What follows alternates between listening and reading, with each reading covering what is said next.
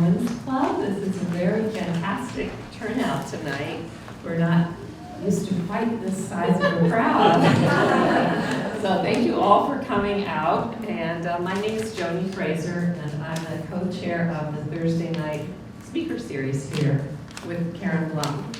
And the Thursday night evening series is focused on remarkable and accomplished local women and their personal journeys of challenges and achievements. So we have a great speaker tonight. And I want to note also that the series will continue. We're taking December off, but it will continue in January. And in January 2024, we're going to have artist Maggie Hodges, who is here. Shout out to Maggie. And she's going to be followed in February by diversity specialist Fadia Fjordvide. And in March, we're going to have Dr. Kate Atkinson, who is a local practitioner and business owner. And we will end in April with children's book author and illustrator Misha Archer. So we really feel like we've got a great lineup. And in particular tonight, I am tempted to say that our speaker needs no introduction, but I will say a few words in case there are people who don't know Cinda Jones. Cinda is the president of W.D. Coles and the 9th generation to manage her family business in North Amherst. I think it goes back to 1741, something like that, and which is pretty amazing. She's got tons of accomplishments to her name. A couple of her most recent are creating the Mill District in North Amherst, which I hope everybody's had a chance to go out there and experience the food, fashion, and fun. And then all the wonderful stores that are up there. And it's only getting better, right? It's still in the process. So, and Cinda also recently co-founded Ancestral Bridges with Anika, got you here, Anika Lokes, who's right here also in the house. And this is an organization. I know I saw the exhibit last year. Is it still up in Amherst? Yes, through summer 2024. Since 2024, and I encourage everybody to go see it. It's really fantastic. You'll learn so much, and it's really, really well done and nicely curated. This is an organization that supports and builds programs to celebrate the arts, history, and culture of Black and Indigenous residents of Western Massachusetts, now and in the past. So it's really great. So that's just a couple of highlights from Cinda's work in her life. There's a whole lot more up here that I think that people can see after the presentation. And after the presentation, I encourage people to stick around, chat, enjoy more of the beverages and food in the other room. But for now, please welcome Cinda Jones. Can you hear me? Oh, yes. Yes. Okay, so this is a pile of stuff I will not be covering. So if you want to learn more about the Mill District or what I did before Coles, peruse. So this assignment was pretty surprising. I was told that you want to know where I failed and misstepped and what I learned. And that was an amazing challenge. I was going to speak last year and we postponed it. I can't remember why now. Oh, the exhibit, Ancestral Bridges, was on the day I was supposed to speak and you opened your Amherst College exhibit. So I started this a long time ago and I finished it just recently. And I went deep. I'm going to share the truth about the challenges and the successes and the many failures I've had. That's what made me who I am. And it's going to get very real. You're going to be surprised how real. But first, Adrienne Trizzi reminded me of something. I wish she was here today. I didn't see her. The barriers that were removed by generations before us have put us where we are today and made me successful because generations in front of me made it possible. So I wanted to say thank you to the moms and everyone who inspired us and liberated us, and we hope we're making you proud. So a lot of you saw me grow up in this town This is Andy, who's in the back room right there, and me with our grandfather at Riverside Park. It's me on the end of the Amity Street driveway after a day of picking blueberries and selling them to my Mr. McNamara, who's the only one who ever stopped, and, all summer. And this is me with a mullet and my brother working at the building supply stores kids. So we grew up with values that kind of made us who we are today. And one of the best values was to question authority. And Dad, I could work for the Indy. Yes. That's how. This way? Stay like right around. Stay here? Yeah. Okay. So Dad would read us bedtime stories, Goldilocks and the Three Pigs, and we'd say, no, it's not pigs, it's bears. So also, I grew up in the outdoors. Lake Wyola was our playground. My grandfather had a camp there since 1940. My brother lives there today. And we spent a lot of time there. Best thing I ever did was to leave town. I went to Maine to go to school and to work for a couple years, and then I went to Washington, D.C.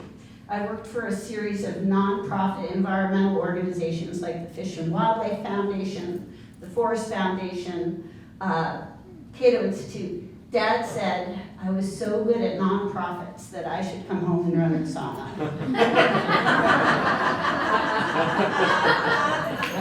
So the best thing I did was to leave, but really the second best thing I ever did was to come home with some experience.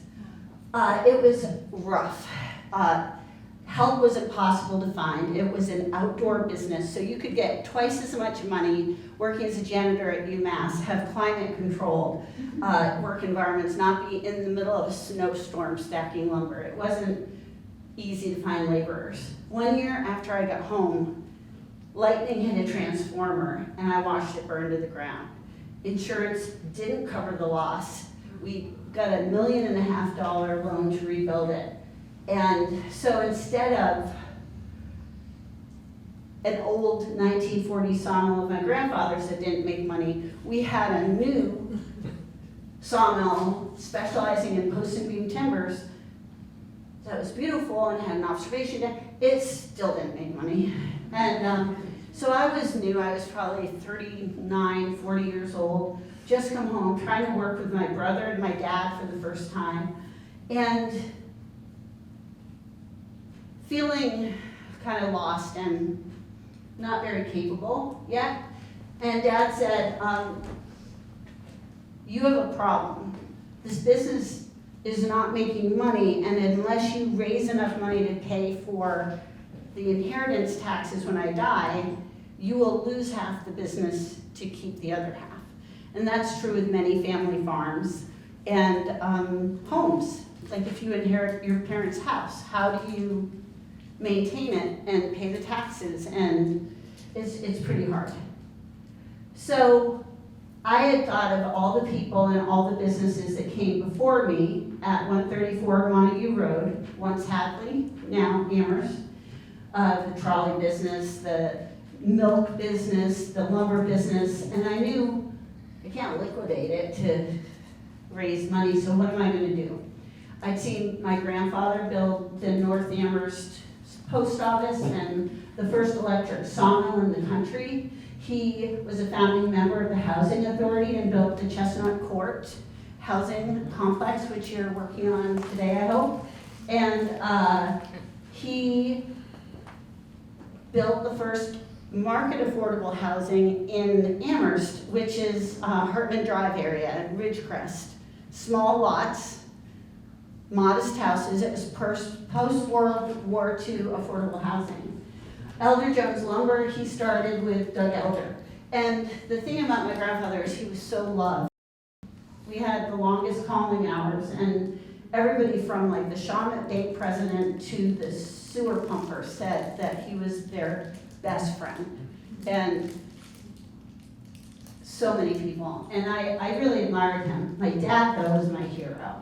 And he worked really hands-on. He built 11 roads. We built Lawrence Circle and Owen Drive with him. And he built Riverside Park Apartments and Stores in 1970. We saw me and Andy on the foundation.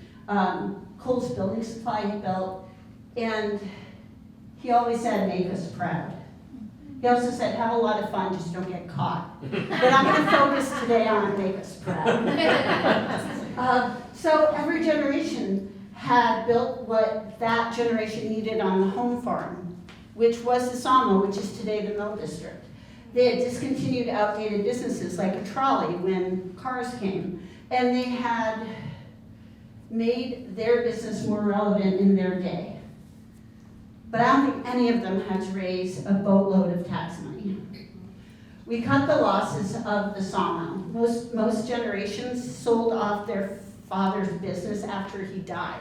We were lucky to have Dad at the auction, and we auctioned off the sawmill for $450,000, and we had a $1.5 million loan. And that was an accepted thing to do. It was in the paper, and there was an editorial saying, this makes sense.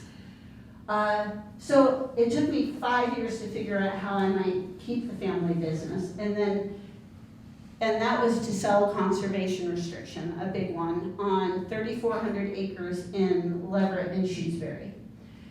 We could have sold that land for a lot more than the CR, but we wanted to be in the timber business, even though in the log business, in the sustainable forestry business, even though we didn't have a sawmill.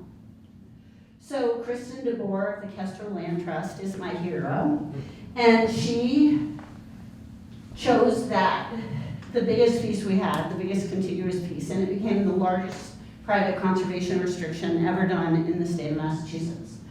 That mountain range there is behind Mitchell Farm on Tewaddle Road in Leverett. As this was coming to fruition, Dad would come to work in North Amherst with like scraped up nose and broken glasses, and he fell down all the time. He couldn't walk straight. He walked like a drunk sailor, people said. It was very fast. Mom had some kind of hip surgery, and he couldn't make a chart of when she had to take what medicine, and he's an engineer. It was really weird. I brought him to Leahy Clinic, and in the series of a week of tests, they thought it was mad cow disease, the human version, which is very rare. Interestingly, Amherst has 3 cases of that, and I would, separate conversation, somebody should be looking into this. So we had to do what the CR was meant to do, pass down the family business. And we were at the kitchen table on Amity Street. It was my dad and my mom, and me and Evan, and the lawyer. And he had 2 giant stacks of paper to make sure this family business got passed down, and the money that was coming from the CR would pay for it. Got through 1 stack of paper, and my dad, it was like I could see his brain cells popping and leaving. He was going in hospice that night. And it was so hard to sit through this long afternoon of paper signing, and Dad had the pen in his hand, and he didn't know what to do with it. He was like holding it, and he was just staring at me blankly, and I said, sign my arm. I was nervous and silly, and Eddie's like, you don't sign people. And I'm like, sign my arm, you're gonna lose practice. You're not gonna remember how to sign your name, and this is important, so sign my arm. And he looks at Mom, and Mom's like, she's just being silly. You can be silly, sign her arm.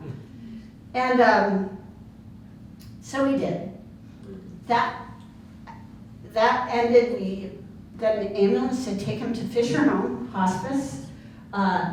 Deborah, my cousin, and I left for my house in Gill and had a bottle of wine, and I was like, I'm gonna have a shower, and I'm gonna wash my dad's name off me, and he's dying now, and I don't wanna do that. And she said, come on, we're going to Northampton, and we went to Lucky's Tattoos, and I became the most unlikely person in the world to ever have a tattoo. And this is my dad's name. And that's what it looked like, hieroglyphics. And this is a picture of me getting it. And 1 month later, I was signing this largest conservation project in history, which ended up being named for my dad. And I rolled up my sleeves, and his name was there, and I saw him sitting across from me at the table, and every time I'm at work, and I roll up my sleeves, I'm with my dad, and we're running the business together, and that's the most special thing about that home farm house in North Amherst, that it has been 9 generations of my family has lived in that house, and they're all still there every day. It's like Dad is just in the other room, and I'm walking around, and I feel him, and I will see him. So when Dad died, I was in charge, and it was a lot to be responsible for. All that money I had just raised, millions of dollars just paid to keep the company. I had a lot of anxiety about failing, and the anxiety was also because I was trying to meet my needs, my family's needs, my business needs, but there are a lot of outside pressures and judgments in Amherst for some people. I'm not alone. I think Gabrielle will get to a lot too. But in the papers, on the internet, judging my activity and my business decisions in the paper, on the internet, in neighborhoods, people assuming things about me personally, my motives, scrutinizing how I live, discussing whether my business decisions are right, and how other people feel about how I run my business.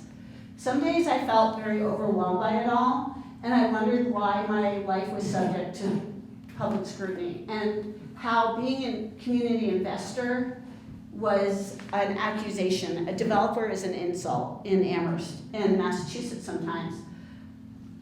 I don't understand that. I feel like everything that Barry or I've tried to invest in could have been for a lot more profit or benefit.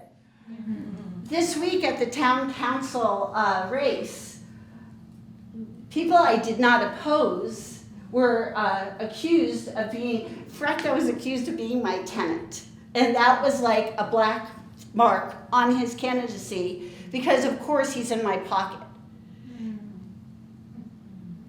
People were maligned for being associated with me. It was a joke. 2 candidates who I had pointed out their opposition were trying to defund the police. One of them said to me, haha, don't stand close to me at this election place because I don't want people to think that we like each other.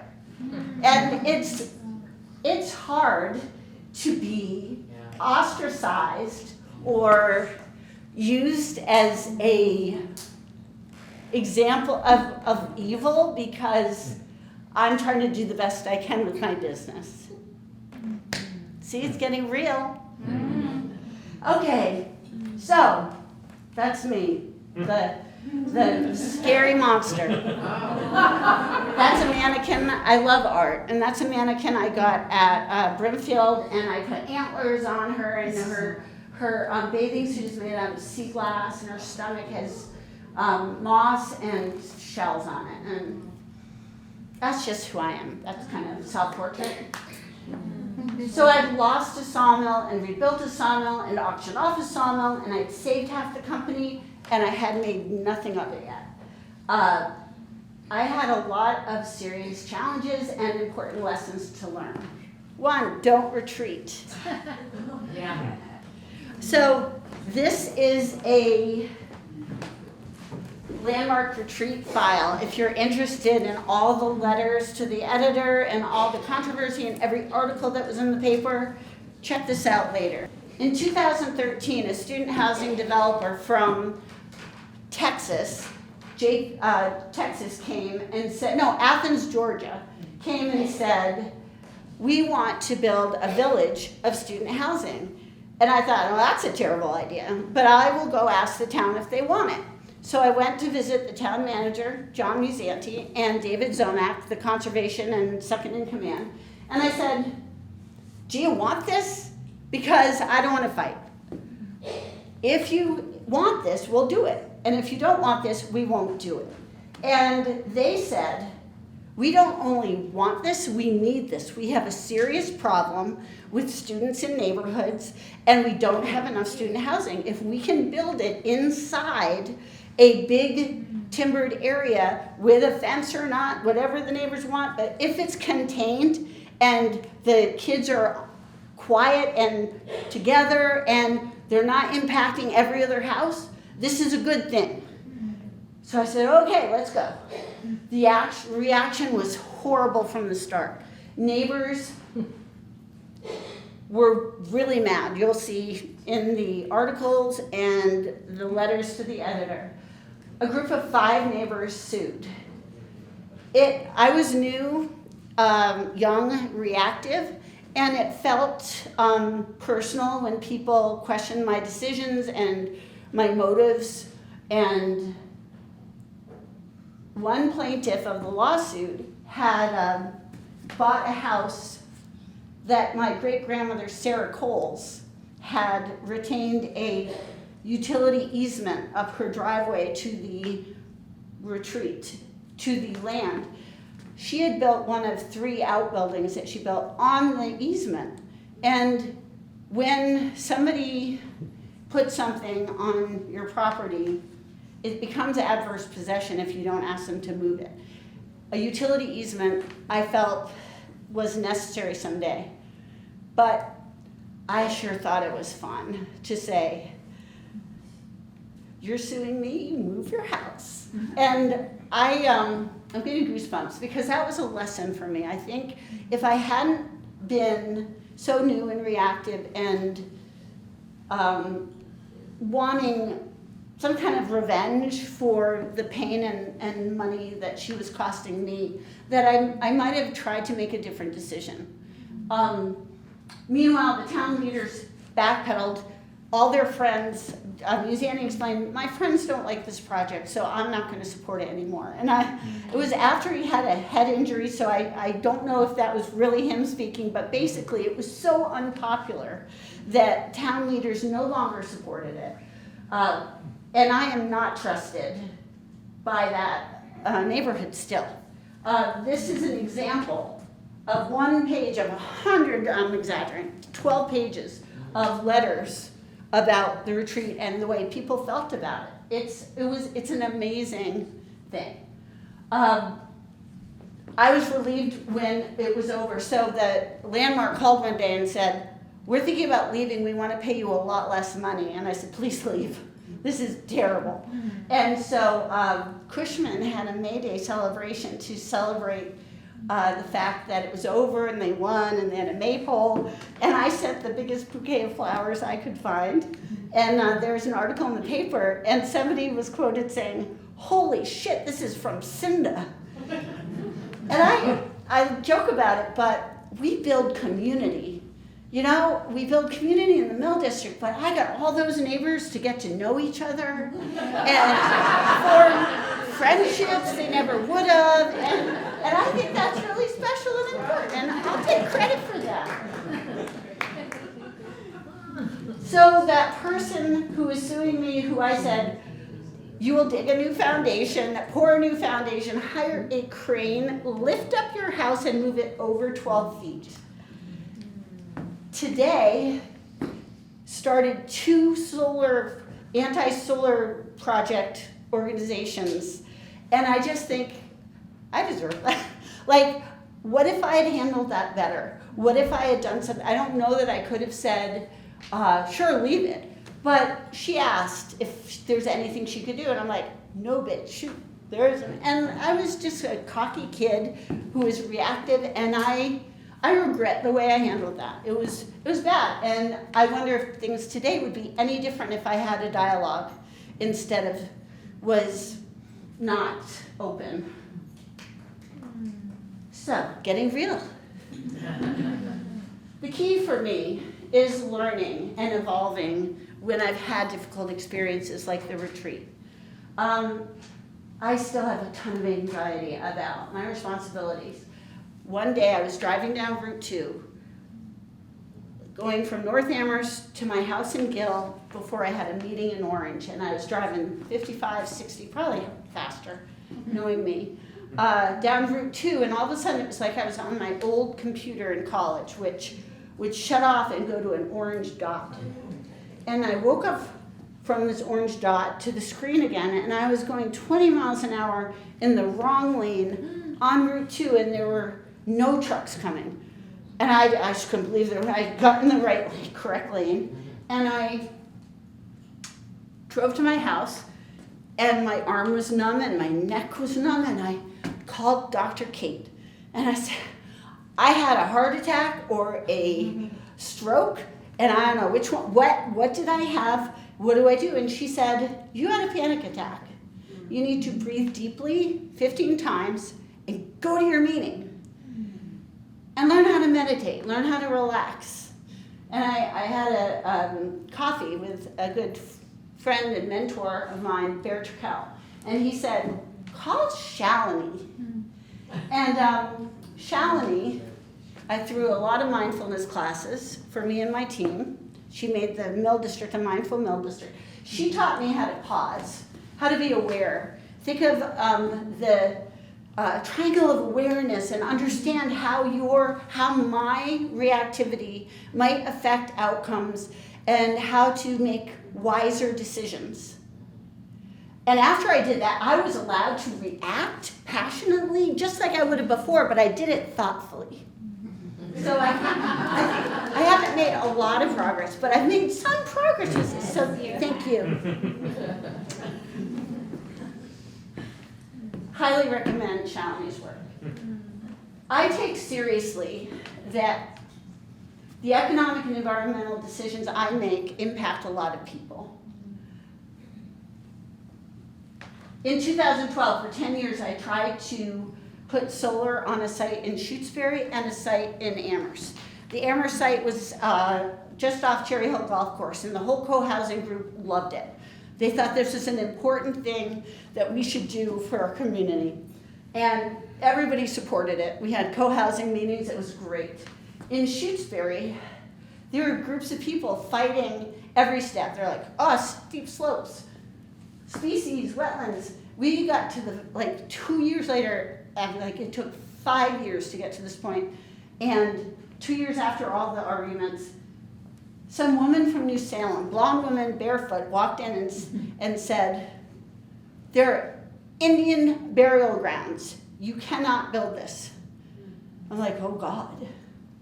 So I, the next day, went with Jeff Lacey, who works for the Quabbin as land acquisition, and I said, what is she talking about? And he said, you don't know what she's talking about? I'm like, no. And we get there, and I see burial mounds. I see 6 or 8 perfectly shaped mounds that look like people in a cluster, and I'm like goosebumps and terrified. And he laughs at me and he said, you know what these are? This is probably a 1938 hurricane or some storm event, but these are, you can see the stems of the trees coming out from these root balls. This is a storm, this is a cluster of trees that were knocked over by a very strong wind. There is no burial site here. You're fine. And I'm like, wow, yikes. So because of, there was more than an hour that went by between those two events, the woman coming in, and I had posted the land, I wanted to know what's going on before somebody else came there. I had asked regional indigenous not to come because, in fact, trespassed them specifically, say, I need to understand what is here before the world comes. So the woman and the guy who was not actually Nipmuc, but spoke in tongues on YouTube, and some other people said that we were bulldozing dead Indians still on a GoFundMe site that Jewel donated to, the singer, Jewel. Tribes members from a nearby state showed up, and I met with them at my conference table. Shane was there, Molly was there, I was there, and 2 from this other state nearby who wanted to claim stuff. And I said, what are you looking to do? And this man said, we want to reclaim every place our people hunted and made arrowheads. I said, that's everywhere. That doesn't work. He said, this is a memorandum of agreement. You will sign this memorandum of agreement, or like the Godfather, your brains and your blood will be on this agreement, on this conference table. And I was still kind of young, and I was like terrified and silly and kind of empowered by my guys with me. And I channeled Beavis. I don't know why. But I'm like, are you threatening me? And that was not smart, but that was my reaction. And he got really mad. And we didn't talk, and he left. And I was terrified. I filed a police report in Gill and in Amherst. I got a very serious security system with cameras, and I put a fence around my house. And when I moved to Amherst, that's the first thing I did. Somebody in the Indy this week pointed out, like, who are you to talk about the impact of students? You live behind a wall. Well, now you know why I live behind a wall. We're getting real. That's a true story. 2 years ago, there's a book that came out. This guy was the head geologist for Rhode Island. And there are 2 chapters in this book about the Shutesbury event and how it all started. And it's a very controversial book for a lot of people. But it was reassuring that I wasn't alone dealing with false claims and the situation that I was in. I met Paul Bockelman, the new town manager, 10 years later, and he said, so I've heard about you. Is there anything you would do differently? Anything you regret? And I'm like going through my list. I'm like, personally, my personal life. I wonder if he knows about all the business retreat, Indigenous. I mean, no, Paul. There is nothing I would do over. I have learned so much more from my horrible failures and my missteps than I will ever learn from successes. So, no, I'm good. And that too, I mean, I was kind of, I don't know, would I do any of that over? Probably. But I told him that was valuable. So, I still am scared of my blood and my brains on my conference table. And that's not the part I hear in my head. The part I kept hearing was, I have the ability to protect and recognize culture and sites that would be lost without my participation in what he was talking about. I started to keep an eye out for allies who would help me achieve this goal and not want to kill me at the same time. So Anika usually doesn't want to kill me, and we have some common goals. I read her letter to the editor demanding that the Civil War tablets that her father and her mother had also demanded for generations before her. She succeeded after I saw that, I have to say. Deborah has her mom, Deborah's here, and she has curated an amazing exhibit about the people who were on the tablets, who are on the tablets. And when can people go see your exhibit? When is it open? Tuesday, Wednesday, Thursday from 10 to 3 at the Bank Center. Bank Center basement, Tuesday, Wednesday, Thursday, 10 to 3. Yeah. And you can talk to Deborah afterward and learn more about it. So, Anika and her mom have indigenous descendants from the millennia from here. They have been here as black residents for the same amount of time as colonists have been here. So together, we started collaborating to tell our own stories. A lot of people appropriate stories, or in my case, assume stories, and in her case, try to say what her ancestors were and did. Together, we started with a fashion show on the first Juneteenth celebration. These are her couture hats and my silly ass pants that I was making, and she somehow thought I rated to be part of a fashion show. She made both of these hats by hand, and she does this for a living from a downtown business. We co-founded, so I talked to Anika. My goal was to help Black and Indigenous residents of Amherst particularly, but also a little beyond the valley, achieve homeownership opportunities that they had been denied in the past. Anika's goal was more broad. She loves that goal, but she really wanted to help build financial literacy, the ability to generate wealth, the recognition of arts and culture and history, like the fact that she's not the first Black hat maker in Amherst.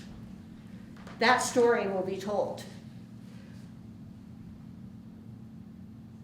She is here today. This is not my foundation. I just wanted to see one that I could contribute to and work on the home ownership opportunities.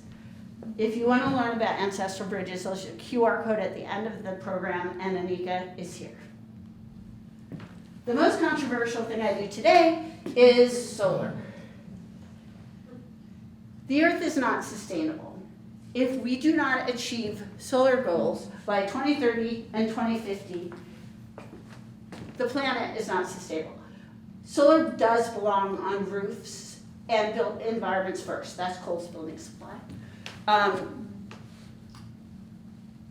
I was a participant in session 4 of the UMass Solar Siting Conference. My summary included the fact that I learned in the conference, which is the DOER, Environment and Energy Department of Massachusetts, came up with a solar siting map. Basically, Harvard Forest said, yeah, that map shows every place the sun shines.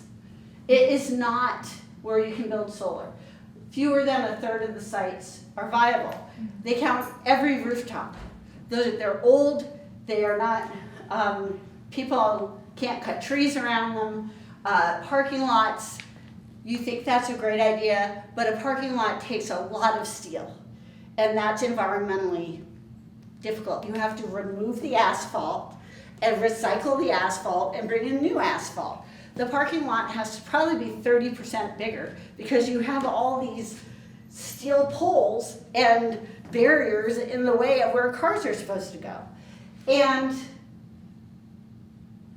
I hope we don't have as many parking lots in 30 years. Even if we do what Harvard Forest and Mass Audubon suggest and dedicate $1 billion and all the time in the world and go to every homeowner and say, hey, can we help you upgrade your roof? You're gonna get this much solar at a time on rooftops, maybe in backyards. We don't have enough time to do that. Instead, this is what is gonna happen. So the yellow is how much ground-mounted solar we need today. This is how much ground-mounted solar we need if we spend $1 billion and get it on a lot of rooftops. So if we spend $1 billion and a lot of time and go to everybody's roof and retrofit it and ask to cut down trees that you shouldn't cut down and put it in people's backyards, instead of 16 gigawatts, we only need 13 gigawatts. 13 gigawatts is a lot of solar on the ground. I have more power to do something about climate change than most people. I have decided the best thing I can do is conserve a lot of land, conserve a lot of open space as working forests, and build as much solar as I can in pockets within this conserved land. So the blue, this is the Paul C. Jones working forest, this is the Walter Coles Jones working forest, 2,000 more acres we just did. This is Pulpit Hill Solar, This is Wheelock Solar in Shutesbury. The red is solar we're endeavoring now. It is near substations that have capacity with $1 million a mile connection fees. There are dozens of reasons why this is the right site. Happy to talk about it. We spent too much time on solar. Okay, successes. I have not just failed. I have yet to make money at the family business, but we've invested in really cool stuff, and these are successes. So I like hosting the solar and hope to get more. We've conserved 5,500 acres and will conserve hopefully closer to 10. I visioned and built the mill district in place of the sawmill, and instead of, no offense, Dr. Lowry, but instead of accepting a medical center or something on the first floor commercial, I am holding out and trying to have a dynamic downtown that makes people want to come and spend the day. A place where you could buy food and see friends and have experiences. And this is very hard. We built the general store, and like there's $1 million in it with no return yet, and it's losing $200 a year. And please visit the store and tell your friends to shop there and come to the Mill District, because we're trying to show the kind of retail we want, and it's working. We just opened Future Coffee, just opened this week, and they haven't advertised yet, but it's so good. And the Carefree Cakery is next door. That's the cupcakes in the other room. You can order specialty cakes anytime, please. The architecture of the trolley barn and the cow barn are two things I'm really proud of. National awards and ancestral bridges. So what's next? I'm an active, engaged person. I'm on a lot of meds right now, so I'm walking around like it doesn't hurt. But my latest challenge is my body. I have a disease called Ehlers-Danlos, and it is chronic, intense pain. I go like this and my elbow pops out of joint. I walk and my knees pop out of joint. I'm gonna start crying because I'm talking about it, and I usually just put it out of my mind and I don't feel it. So my fingers are numb, my arms are numb. I had back surgery that I didn't know I had this disease, and now that's what it looked like after surgery. This is what it looks like now. And I just got a report from an MRI I got yesterday, and it's not good. I've gained 30% of my body weight. I look not like myself. I'm tired. I don't know what this lesson is going to be, but it's not a fun one. It's worse than the retreat. So, thank you for asking me to be a speaker today. I enjoyed unpacking who I am and how I impact your world. I liked the opportunity to explain why I am so weird and check assumptions about my motives, like greed and opportunism, because that isn't it. I just like building cool stuff. I like the chance to tell you why I am literally fenced in, why I build things, and how I'm trying to make the world a better place. We're at the Women's Club, and I want to end this by saying, with experience and age comes power to raise up other women, and people don't do that enough. I always try to have a mentor who's wiser than I am, who I can learn from, a mentee who can learn from me, and I have the best group of girlfriends, a lot of whom are here today. And we bring out the best of each other and encourage each other to be everything that we can be. And QR code for ancestral bridges. But thank you for...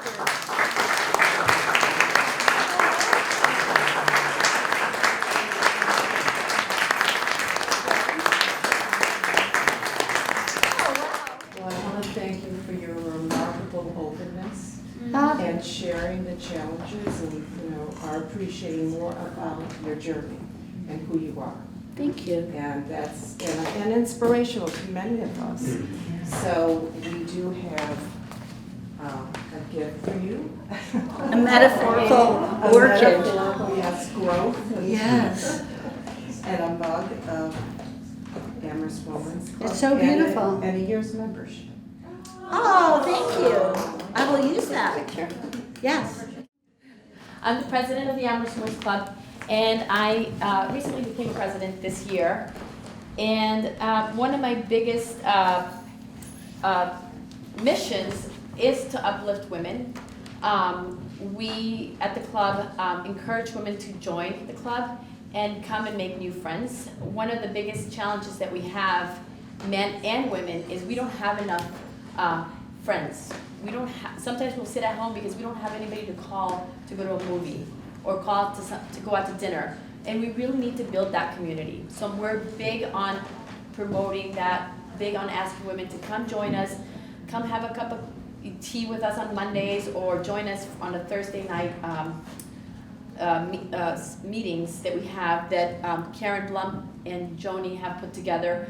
They have been so instrumental in putting this together, and thank you so much, Karen, for doing this.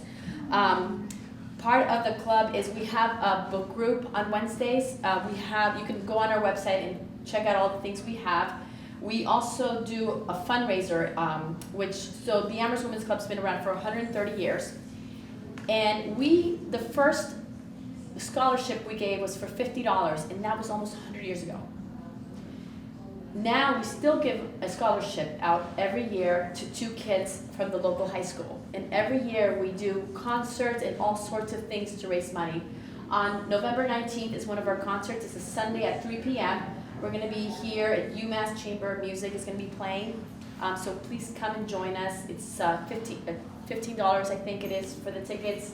And that helps the Amherst Women's Club grant these scholarships and these grants to community service agencies. Our mission is to help people locally. So all the money that we raise goes to local organizations. So the most recent one was helping the new refugees that are coming into Amherst and the local community. Some of the other things that we have is we have the Monday speakers, which is December 4th, William Spitzer from the Hitchcock for Environment. He's going to be here speaking. We had a bridge group on Tuesdays, and we have a young woman who just joined, and she's going to help me with the dinner group. So every month, oh, there she is back there, Maggie.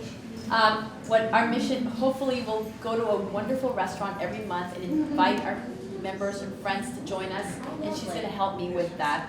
So I need women with a lot of energy to come and do fun things.